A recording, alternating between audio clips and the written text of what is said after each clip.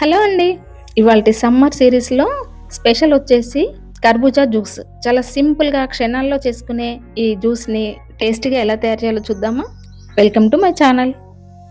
దీనికోసం ఇక్కడ నేను ఒక మీడియం సైజ్ కర్బూజాని తీసుకొని వాటిలో మధ్యలో ఉన్న ఇలా సీడ్స్ అన్నీ కూడా తీసేసి ఇలా పీసెస్‌లా కట్ చేసుకోవాలి.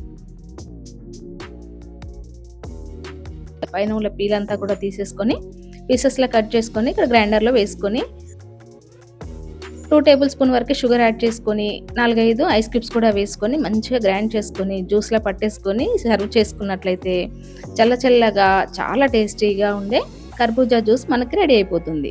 ఈ సీజన్‌లో దొరికే కర్బూజాతో మనం చాలా వెరైటీస్ చేసుకోవచ్చండి. మన ఛానల్‌లో కర్బూజాతో వెరైటీస్ కూడా ఉన్నాయి. ఒకసారి చూడండి. మరి ఈ వీడియో గనుక మీకు నచ్చినట్లయితే లైక్ చేసి షేర్ చేయండి. అలాగే సబ్స్క్రైబ్ చేయండి. Thanks for watching.